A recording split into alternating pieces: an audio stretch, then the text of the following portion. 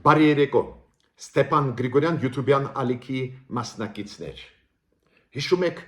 այսօր ցերեկով, երբ որ մենք հանդիպեցինք, ես խոստում տվեցի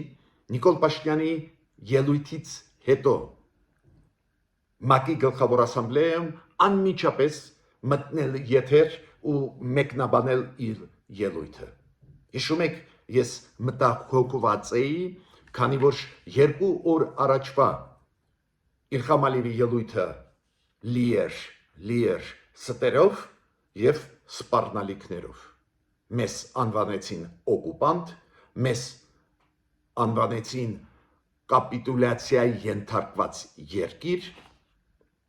ու ինձ համար շատ կարևոր էր ինչ է ասելու Նիկոլ Փաշինյանը, դա է պատճառը, որ ես չեմ սպասում վաղվա օրը, հենց այսօր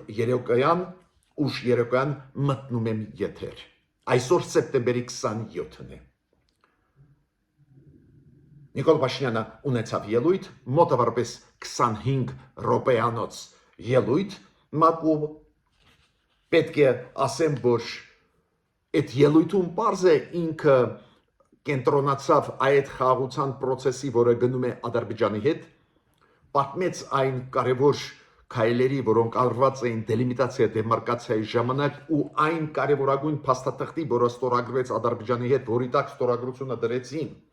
եւ Ալիևը եւ Նիկոլ Փաշինյանը, հիշում եք պրոտոկոլ, որը համաձայն մեր երկու երկրները անում են դելիմիտացիան, դեմարկացիան ու կշարունակեն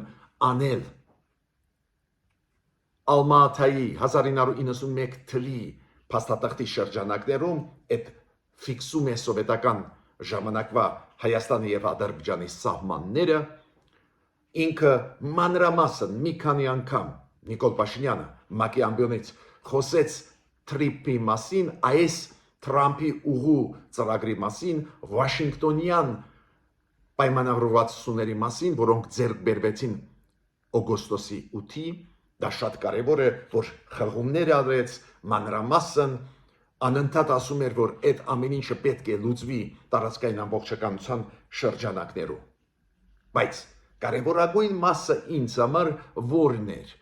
կպատասխանի գոնե մասամբ Նիկոլ Փաշինյանը Իլհամ Ալիևի ասածին 2 օր առաջ,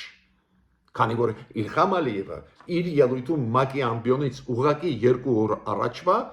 առաջ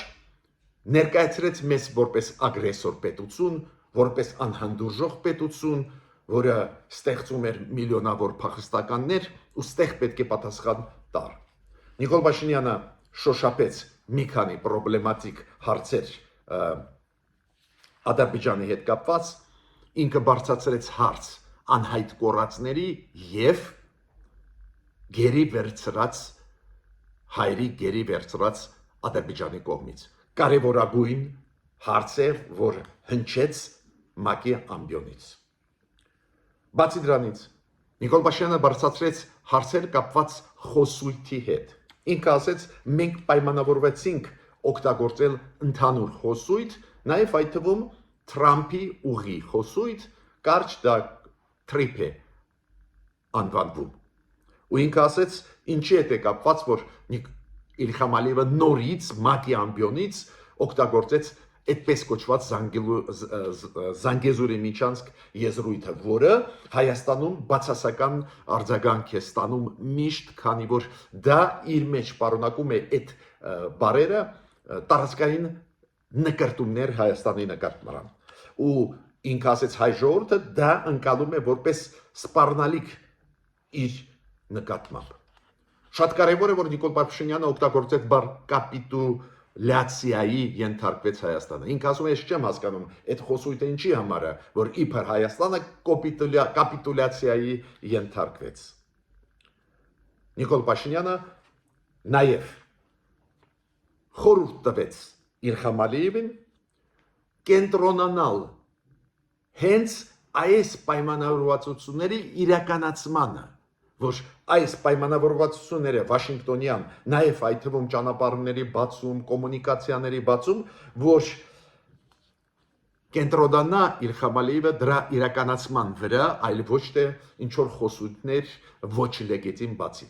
ինքը նորից կրկնում եմ այդ խոսույթ բառը մի քանի անգամ օգտագործեց ՄԱԿ-ի ամբիոնից Նիկոլ Փաշինյանը ու ասեց լեգիտիմությունը այդ խոսույթների մեջ պետք է պահպանվի։ Միանշանակ պետք է ասեմ, որ ողջունում եմ Նիկոլ Փաշինյանի այդ խոսքերը,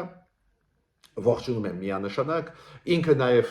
հիշեցրեց Նիկոլ Փաշինյանը, որ Իլհամ Ալիևի հետ պայմանավորվեցին Նոբելյան մրցանակի ներկայացնել Դոնալդ Տրամպին, պարզ այդ մեսիջները ուղղված էին Դոնալդ Տրամպին, ինքը ասեց, որ ամբողջ փաստաթղթերը ստորագրված էին Դոնալդ Տրամպի ներկա լինելուց կամ համատեղ հռչակագրի տակ նույնիսկ Դոնալդ Տրամպն էլ դրեց որպես վկա իր ստորագրությունը։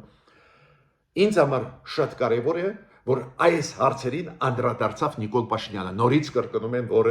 հարցերն էին, որոնք անչափ կարևոր էին, որ ինքը ասեց, որ անհայտ կորածների ճակատագիրը պետք է իմանանք, հասնենք դրան, որ Ադրբեջանը ու մենք աշխատենք եւ գերի վերցրած մարդկանց պետք է վերադարձնել։ Նիկոլ Փաշինյանը ասեց, որ Զանգեզուրի Մինչացկի եզրույթը, այդպես կոչված Զանգեզուրի Մինչացկի սխալը օգտագործել, դա խախտում է մեր պայմանավորվածությունները Վաշինգտոնում։ Ինքը նաև ասեց, որ լեգիտիմ խոսույթ պետք է ձևավորել ու ճիշտը, որ տեղը դրեց այն բարերը, որը ասեց Իլհամ Ալիևը, երբ որ ասեց, որ Հայաստանը կապիտուլյացիայի ենթարկված երկիր է։ Ու ինքը ճիշտ ասեց, որն է ձեր նպատակը, եթե դուք ուզում եք խաղաղություն։ Ուրեմն տարածել ատելություն անիմաստ է, պետք չի, եթե մենք հասանք այս ձևի հաջողությունների ու լուրջ արդյունքների։ Պարզը Նիկոլ Փաշինյանը իր ելույթում նաև խոսեց խաղաղության խաչմերուկ ծրագրի մասին, կոպիտ ասած Թրամփ այս ծրագիրը թրիփը տեղավորեց նաև խաղաղության խաչմերուկ շրջանակների մեջ, ավելին ինքը ասեց Թրամփի հետ Նիկոլ Փաշինյանը մենք ստորագրեցինք երկկողմ պայմանագիր մեմորանդում հուշագիր կապված հենց կոմունիկացիաների բացման հարցով նաև խաղաղության խաչմերուկի շրջանակներում Նիկոլ Փաշինյանը նաև անդրադարձավ այն լավ հարաբերություններին, որը ստեղծվեց իր եւ Էրդողանի միջև ու ասեց, որ մենք հավատում ենք, որ ստեղել դինամիկա կլինի ու վերջում ելույթի ՄԱԿ-ի ամբիոնից ինքը ասեց, որ մենք հավատում ենք, ինքը հավատում է, որ մյուս տարի եւ Ադրբեջանի հետ վերջնականորեն կստորագրվի խաղաղության պայմանագիրը, հիմա նախաստորագրված է, կստորագրվի եւ Թուրքիայից ամենը կբացվեն, օպտիմիստորեն ավարտեց, բայց առանքում այդ դիտողությունները արեց, միանշանակ ես պետք է ողջունում եմ նաեւ այն, որ Նիկոլ Փաշինյանը բավական երկար խոսեց եվրոինտեգրացիայի ուղու մասին Հայաստանի, ասեց, որ մենք օրենք ընդունեցինք, գնում ենք այդ ճանապարհով, ստանդարտներին կհամապատասխանենք, նայեք ու նայենք ընդունի Եվրոմիությունը եւ ոչ, եթե ընդունի շատ լավ է, եթե ոչ, այնուամենայնիվ կշարունակենք Եվրոմիության հետ ակտիվ աշխատել։ Ես պետք է ասեմ, եթե մենք ստանդարտներին բավարարենք Եվրոմիության, միանշանակ կարող եմ ասել, որ մենք Եվրոմիության անդամ կդառնանք։ Ստեղ նաեւ կարեւոր է, որ Նիկոլ Փաշինյանը արտաքին քաղաքականության հետ կապված մանրամասն ասեց, մեր հաջողությունները դիվանագիտական դաշտում, որ Սաուդյան Արաբիայի ու Պակիստանի հետ հաստատեցինք դիվանագիտական հարաբերություններ, Վրաստան-Իրանի մասին խոսեց Ռուսաստանի հետ հարաբերությունների մասին ու ինչքան հասկացա, ինքը ուզում է 3 գումարած 3-ի շրջանակներում Ռուսաստանի հետ աշխատել, այլ ոչ թե երկկողմ, դա էլ դրական ինֆորմացիա է ինձ համար, նու պարզ է Չինաստան, Հնդկաստան, Ճապոնիա, այդ ուղղությամբ էլ ինքը խոսքեր կարևոր ասեց։ Ինձ համար շատ կարևոր է, որ նաև ինքը խոսեց Եվրոմիության ինտեգրացիայի մասին մանրամասն։ Ուրեմն ես ուզում եմ ասել, որ իմ կարծիքով բավական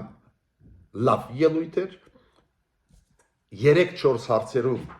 ուղղակի տեղը դրեց ինքը Ալիևին ու ինձ շատ դուր եկավ, որ ինքը խորհուրդ տվեց Իլհամ Ալիևին, այդպես էլ ասեց խորհուրդ եմ տալիս, կենտրոնանալ այս ծրագրերի, որոնք ընդունվեցին Վաշինգտոնում օգոստոսի 8-ին, կենտրոնանալ Ես խորհուրդ եմ տալիս ինքը ասել դրա վրա կենտրոնանալ, այլ ոչ թե ինչ որ խոսույթներ տարածել անիմաստ։ Ես մենակ մեկ դիտողություն ունեմ կապված Արցախահայության հետ։ Այս անգամ էլ Նիկոլ Փաշինյանը ոչ մի բան չասեց Արցախահայության իրավունքների մասին։ Քանի որ ինքը վախում է, որ դա կդիտվի որպես տարածքային պահանջներ։ Միջդեռ նույնիսկ Միացյալ Նահանգների դեսպանատուն Ամերիկայում այսօր հանդես եկավ հայտարարությամբ կապված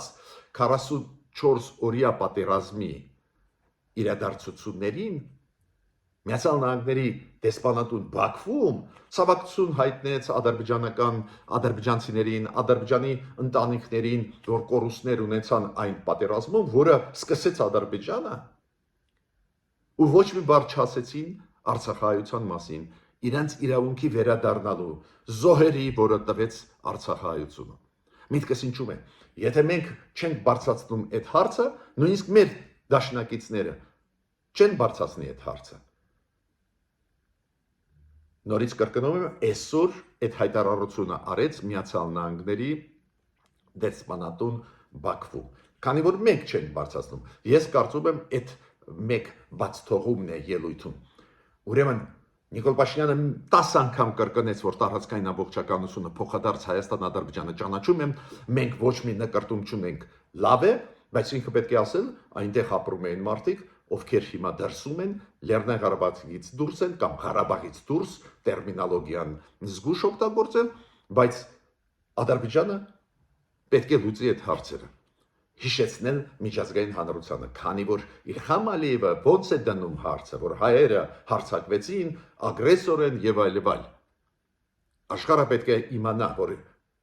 մենք ոչ ոքի վրա չենք հարձակվել, ուղիղ հակառակը Ադրբեջանը 44 օրյա պատերազմը սկսեց Ղարաբաղի հայերի դեմ։ Ես ավարտեցի իմ ելույթը, համարում եմ շատ կարևոր ելույթ է Նիկոլ Փաշինյանի 3-4 հարցերում տեղը դրեց Իլհամ Ալիևին։ Մինչ նոր հանդիպումներ։